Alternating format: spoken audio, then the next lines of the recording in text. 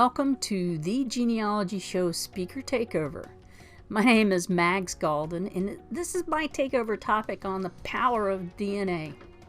With the Genealogy Show 2020 unfortunately postponed until 2021, please enjoy this shortened version of what you can look forward to learning and seeing during next year's show. The power of DNA. Well, DNA is the thread of the fabric that makes up who we are. It's the tint of our iris. It's the gray of our hair. I know you have some gray hair too. It's also the knock of our knees and the recipe of ourself. It can be the roadmap of our ancestry as well. We started out doing genealogy orally as a civilization. We talked about who our parents were, who our children were, who we are.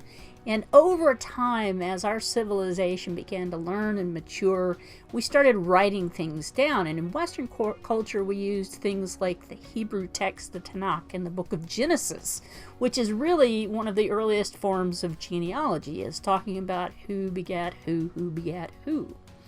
As our civilization grew and matured even more, our royals, our leaders, needed to explain who they were, or to prove who they were, that they had a right to be our leaders. So our royal people started doing these just grandiose genealogy studies with these great and beautiful pedigree charts.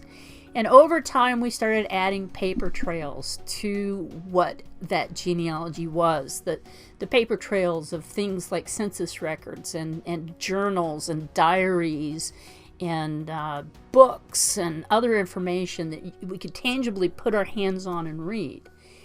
Then we started adding a genetic component to it very recently. And that genetic component is another source in our ability to work our genealogy. The power of DNA is all about our identity, who we are, where we came from, our origins, how we came to be where we are in the world. I don't call that ethnicity, I call that origins, because it's really about where we were geographically as we all traveled out of Africa. We're going to talk about that. We're going to talk about the meat and potatoes of DNA and how much DNA testing for genealogy has grown over the years. What about the medical aspect or the health aspect of why people do DNA testing? Well, that's an important part as well. We can track genetic health risks within our own genealogy. We can talk about our wellness. We can find out about our carrier status, about our genetic traits, like my beautifully incredible blue eyes compared to my brother and sister who got those, brown eyes. We can talk about predisposition to diseases. We can talk about how we might interact with a treatment for something based on the medications we can and can't tolerate. The power of DNA is in removing brick walls. It's me learning about my family through all the different kinds of DNA. Y DNA, mitochondrial DNA, autosomal DNA, and X DNA. We're going to talk about all of those things and all the ways to use it. It's the power of connecting families. It's the power of connecting families who are birth families to their adoptees and adoptees to their birth families. It's the power of identifying when something happened in our tree that wasn't quite right and being able to help find out the truth of something based on the genetic information we have, which may or may not conflict with some of the paper trail we have.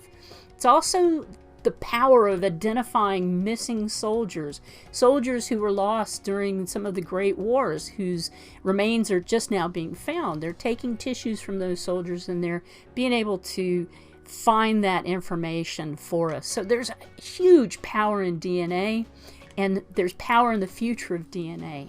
So I look forward to helping you learn, and you helping me learn some more about DNA when I see you in 2021 at the Genealogy Show.